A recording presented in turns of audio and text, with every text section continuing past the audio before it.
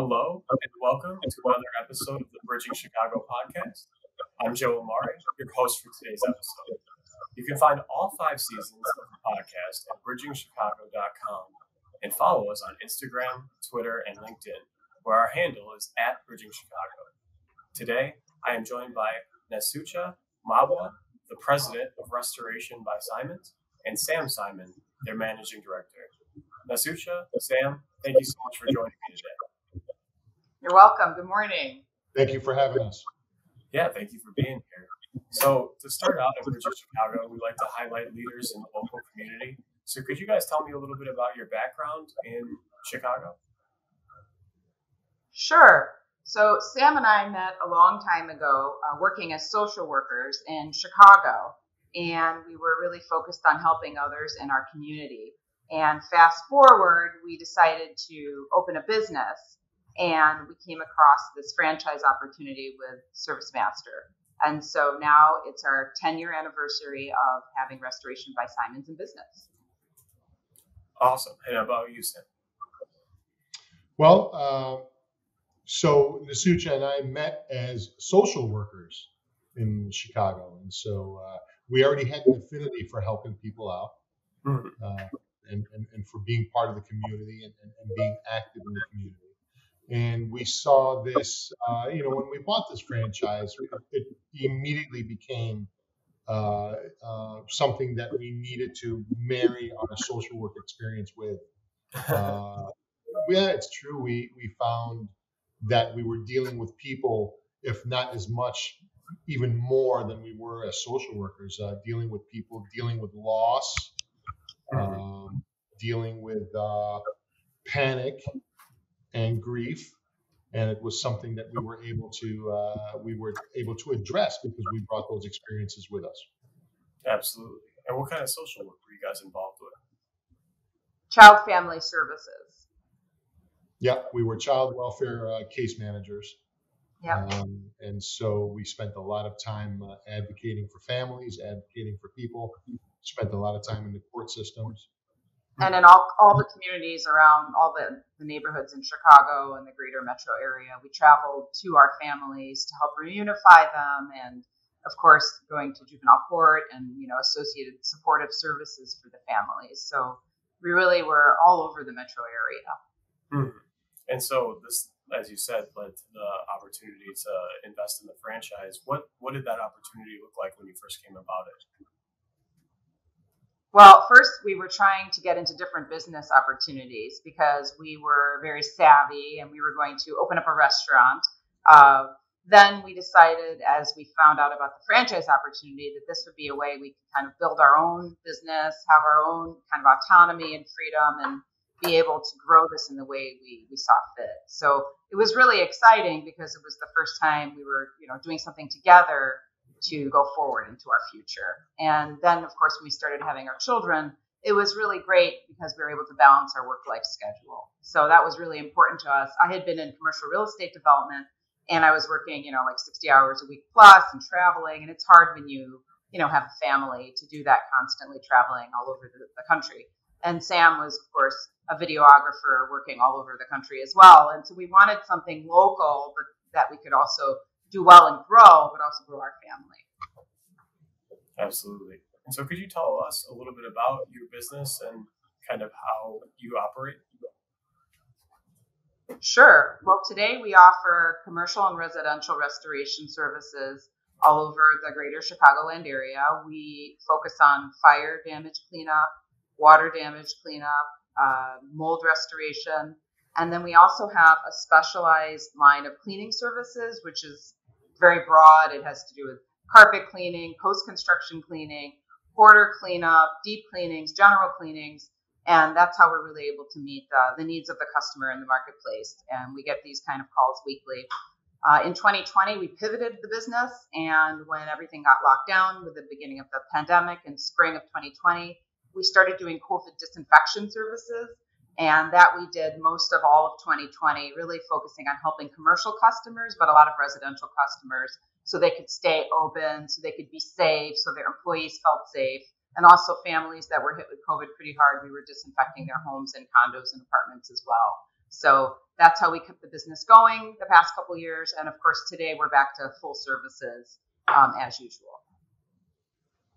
Absolutely. And that's a pretty quick shift. I know that service was highly in demand when everything kind of broke down in the spring of 2020. So yeah. Today, is that still the most requested service for your business? Well, we see that COVID has kind of calmed down, right? I mean, we're kind of almost back to normal, aren't we? Not so panic stricken, not so scared about COVID as we were in the beginning. In the beginning, I mean, when we had to pivot our business to start providing disinfecting services, we were worried because we're like, wow, COVID's killing people. Are we gonna be hurt? You know, are we gonna suffer? So of course, being a full service disaster restoration company, we already had full protection bodysuits, like we call Tyvek suits or hazard suits. We had boxes of them already before the epidemic took place, pandemic, and we also had boxes of N95 masks. Believe it or not, we had boxes of surgical masks. We had boxes and boxes of rubber gloves and of respirators. Those were already part of our job. So when the pandemic hit and all of a sudden there was a shortage of supply, we were able to move forward because we had all of that in place. And also, Sam, we already knew how to approach a difficult job in terms of a biohazard with safety and caution because we already did that in our business. Sure, we deal with trauma jobs. We deal with category 3 water jobs. In other words, raw sewage, toilet backup, really dirty, messy jobs. So we're already skilled at infectious job sites. So moving forward, it's kind of died down a bit now, the COVID scare, and people are a little more, most of all, and thankfully, most people are vaccinated, and so that's, in my opinion, I believe it's helped to bring the numbers down from COVID infection. So it's not so much one of our big ticket items these days. We're kind of back to doing water and fire restoration and these border and estate cleanups. However, we do occasionally still get the calls for COVID disinfection. We do. Every week or so, we still get a call. Yeah, we had a couple last week. Yeah. Okay, so it sounds like you guys, broad spectrum, kind of handle every type of issue that your clients are looking to get remediated. Is that? Well, as a disaster restoration company, disaster comes in all shapes and forms, and it comes from all sides, and so a company like ours has to be prepared to handle those calls. Absolutely. And so, with running a business like this, what are some of the things that you've learned in terms of preparation and keeping everything together through shifting pivotal moments like the pandemic or any other times where your business has shifted?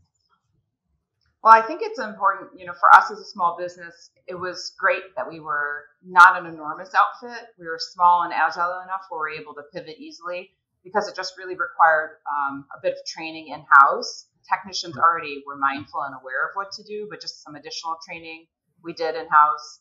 And then being able to just kind of focus in a different angle was not really hard for us because we can always just address what's required quickly. That's kind of the way our business model is set up, where we can react to whatever's happening in a fast manner. And we like to keep our business rather agile like that without many, many layers of management. Of course, we have supervisors and office staff in place, but it allows us to be able to adapt. And that's one of our strengths.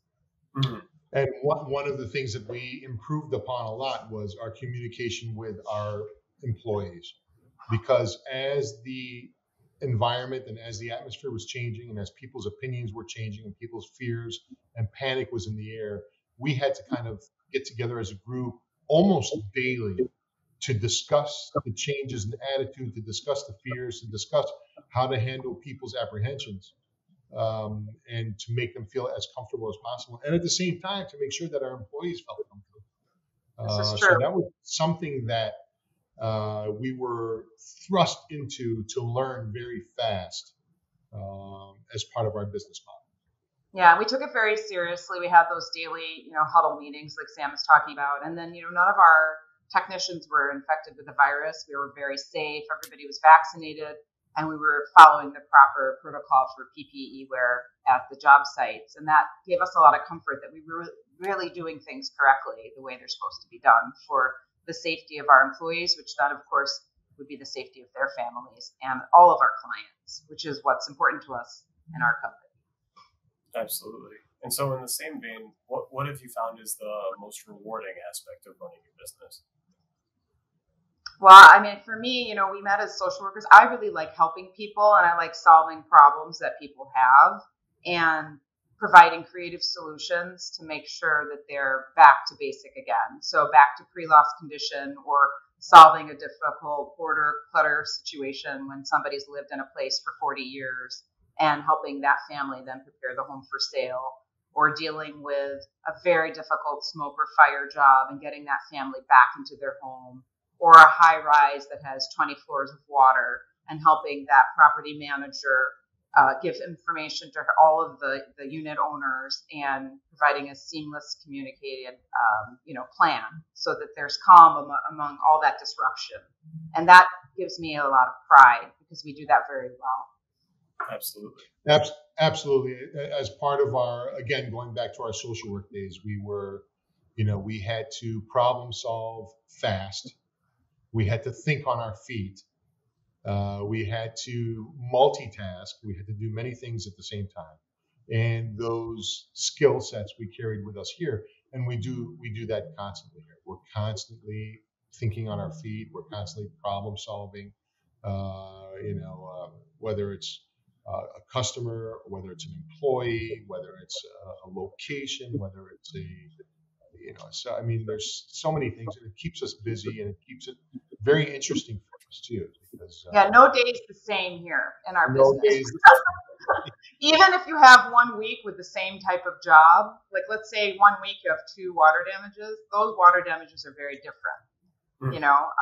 Different type of structure, or it's in a high rise downtown versus somebody who has a 1-level ranch, or 2 post-construction cleanings, in an office space versus someone's kitchen that they just remodeled. So it just keeps everybody on their toes, and it's never dull or boring, and it always keeps things moving. It is rather fast-paced in that way. Absolutely. So when you guys go in for a job, more specifically, what does that process look like for a homeowner? What can they expect when they call? Well, when we go in for a homeowner, it depends on what their problem is, what we're serving. So let's say it's a water damage. That means that they've had a specific problem, either with nature bringing water into their place, or sewer backup from their basement, or an appliance that's leaking, and then they need help right away, and they need help quickly. So we have to be responsive, call them back immediately, provide them some guidance on what's going to happen next.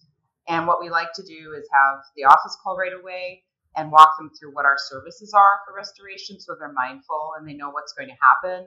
We're going to come, we're going to send the technicians out. We'll be there at this time window, and we'll call you when we're on the way. When we get there, we're going to do an estimate. We're going to walk through, take measurements, determine what needs to happen, what equipment needs to be installed, and how we're going to restore your property back to pre-loss, back to before when this happened. And when they hear what the process is, they have comfort because they know we're going to handle their need, which is this water damage in that case. Some projects are a lot more complicated. If there's like a hoarder, but they've also had a water damage, then you're dealing with 2 projects at the same time. So those can be a little bit more complicated and take longer. But what we try to do is just really keep in touch with the customer daily, all throughout, so they don't have too many questions and they know what's happening. Absolutely. And you mentioned earlier, Nasucha, that you said that you like to be that calm, and I imagine with customers that are dealing with something unexpected, unanticipated like that, having that calm presence is really reassuring for them. It is, and Sam is really good at that. He handles all of the emergency water and fire. I do sometimes also handle the fire, but he's really good at helping customers understand what's going to happen and providing a calm. His presence relaxes them, and he's very good at explaining, okay, this is what's going to happen when he's on those jobs, and that's very helpful. It's very important to have a calm disposition when working with people who are dealing with these situations. I mean, from an objective viewpoint, it's easy to see that, okay, it was the water damage. And yes, your home was damaged and your personal articles may have been damaged, but everything else is okay. You're okay, your family's okay, your children are okay. Nothing major, nothing that can't be fixed, nothing that can't be dried and disinfected, nothing that can't be replaced. In a lot of cases, that's for people who have insurance policies, that's where the insurance comes in. That's where insurance helps them to make sure that they restore their homes back to what it was before the damage occurred. I know that because I deal with that all the time. So for a lot of people, they don't realize that right away because this may be their first time having a water damage or having a smoke damage. And I have to come in there and reassure them and tell them this is going to be okay. I think I feel reassured. Your demeanor is amazing. I can see that sense of calm. Thank you. So you both recently wrote a book called Restore. Could you tell me a little bit? We did. Well, here's the book. I have it here. And it's written by Sam and myself. And what we were trying to do was impart all of our knowledge to our customers about fire and water damages and also some specialty cleaning. There is even a section here on insurance, which is often an issue with homeowners when they're filing claims for water damage or fire damages. So we have a section in there as well. But what we wanted to do was really, after working with so many customers over a decade, we have picked up a lot of information along the way in addition to our certification. I mean, Sam is a triple master restorer. We have the highest certification level in the industry with the IICRC, but there's just basic information people sometimes aren't aware of. And so what we did is write very small chapters so people could just look and see, okay, what do I do if I have a pipe burst in the winter? What do I do if my wood floors buckle after a water damage? What do I do if my dishwasher leaks? These are just basic questions that people don't know the answers to. So this is what we were trying to share with our customer base. And I think it's really helpful and easy to read, and people seem very positive about it so far. It just was released on Amazon last week. Oh, awesome. Well, congratulations. Yeah. Very exciting. Thank you. The book was a labor of love that Nasucha and I started right before pandemic. And like everybody else's story, pandemic kind of delayed our work because we were busy. We were busy. Yeah. We were busy pivoting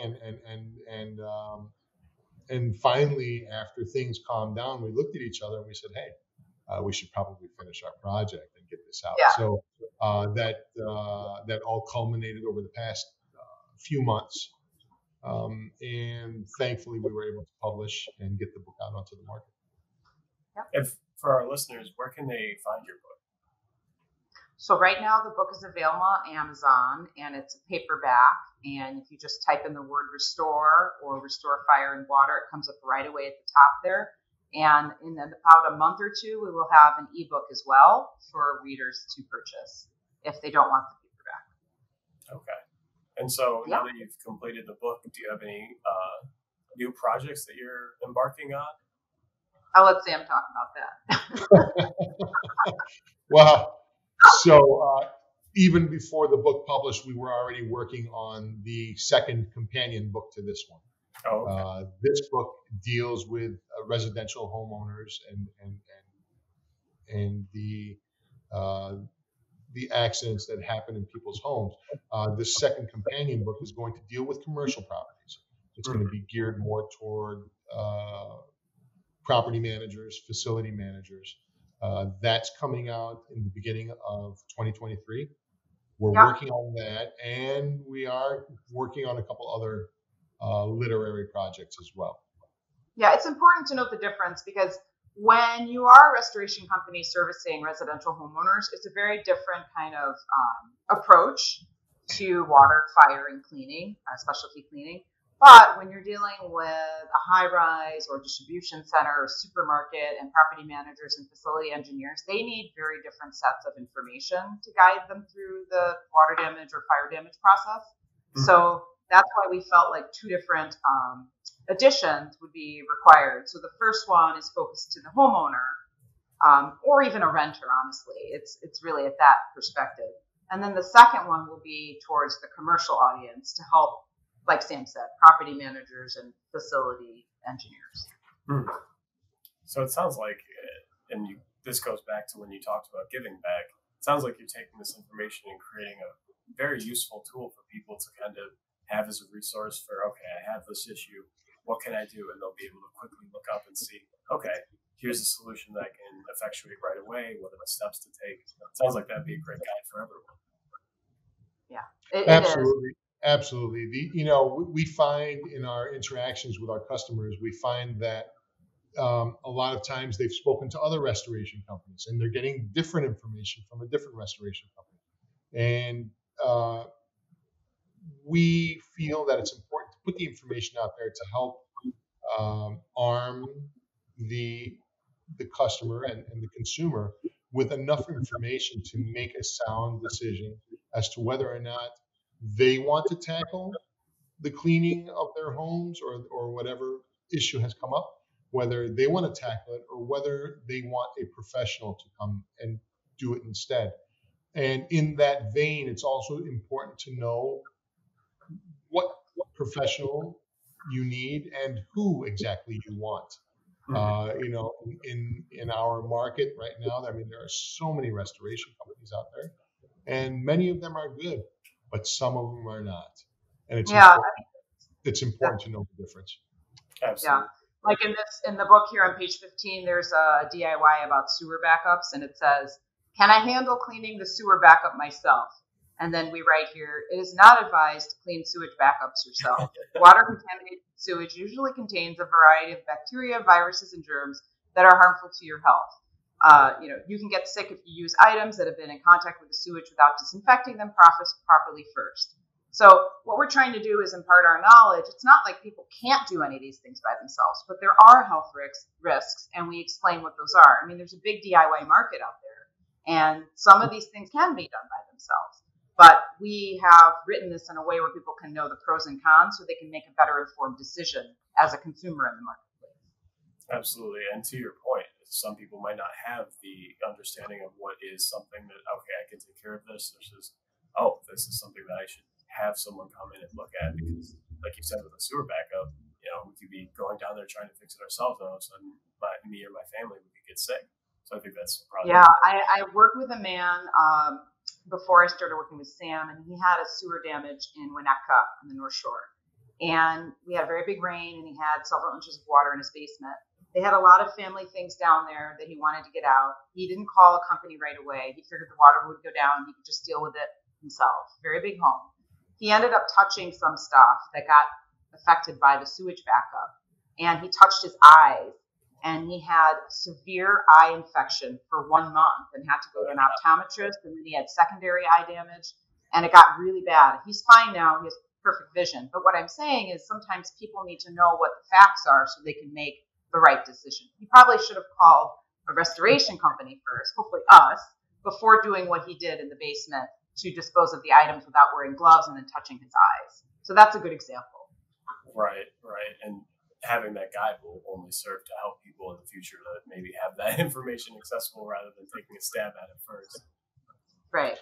So, Absolutely. So what are some of the most important points you want our listeners to take away today? From the book to take away? From the book and from your services generally. Well, I think for us, we're very different in terms of the way we approach our business industry. We are involved in all of the jobs that we get. Sam and I know what's going on a daily basis, and we often are at the job site ourselves. So the customer is getting a really close connection with the owners and trust and a vested interest in making sure we meet their expectations. We want all of our customers to be really satisfied and feel like they have the peace of mind and we've restored their issue. And so for us, that's really important. And for the book, it's just a guide, it's a resource, and we hope that people find it helpful as they're facing these issues in their homes.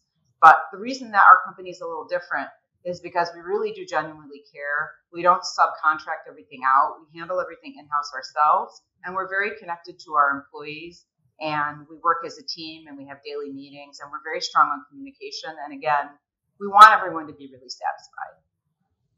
Absolutely.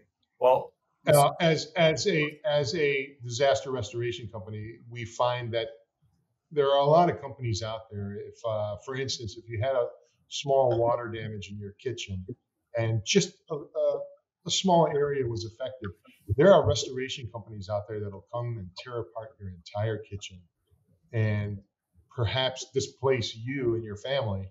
You might have to stay in a hotel because the mess is so bad.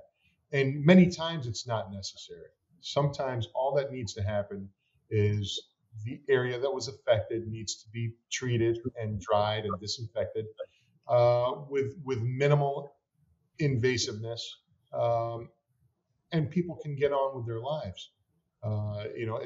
Maybe a small area to dry, some small repair, and move on. We're that kind of company. We're not the kind of company that's going to come there and make a mountain out of a molehill. So that's probably partially the reason why we put out this book, because we said, people, the consumer should know that a lot of these instances some of it can be handled by the homeowner, perhaps in preparation for us coming there to do the rest of the work. Or the consumer might elect to just call us and have us come out there and do the entire job. But these are things that we discuss with the homeowners first. We let them know that this is the situation, and we can either go with option A or we can go with option B. And that's what we want the consumer and your viewers to understand about this. Yeah, we have a high level of ethics. That's the core of our kind of business model and how we deliver services. Like Sam was just saying, we don't overcharge. We don't do services that aren't necessary. And we won the Torch Better Business Bureau Award in 2020 for ethics in the marketplace for exactly that, because our customers are very satisfied. If you read our reviews online, that we've taken that extra step to really make sure we pay attention to what their needs are. We listen, and we don't do excessive work when it's not necessary. So that makes us very different than the average restoration company. Absolutely. I think finding the companies that have that kind of ethical barometer, that always seems to be an indicator of success. If you do things the right way, it tends to come back to you. Yeah, and our technicians, everybody's on the same page. There's no question of how we're going to approach a problem. Everybody knows what we do and what we don't do. And I think that just equals our success. Absolutely. Well, Sam, Masucha, thank you so much for joining me today. It was a pleasure talking to you. And we want to say thank you to our listeners for tuning in to this episode of the Bridging Chicago podcast. You can find us at our socials, Twitter and Instagram, where our handle is @BridgingChicago, and on LinkedIn by searching Bridging Chicago or going to www.bridgingchicago.com. Please be sure to get a copy of Restore by searching Restore on Amazon today. And we will see you again soon. Thank you guys so much. Thank you. Thanks for listening to this episode of Bridging Chicago, as produced by the SATC Solutions Center. Nothing contained in this podcast shall constitute financial, investment, legal, and/or professional advice. No professional relationship of any kind is created between you and the podcast host or guest. You are urged to speak with your financial, investment, or legal advisors before making any investment or legal decisions. Furthermore, the opinions expressed in this podcast are not necessarily the opinions of SATC Solutions Center, SATC Law, or any of its employees. This podcast is created by the hosts and guests' individual capacities. All opinions on this podcast are or have been rendered based on specific facts, under certain conditions, and are subject to certain assumptions and may not and should not be used or relied upon for any other purpose, including but not limited to, or use in or in connection with any investment purposes or legal proceeding.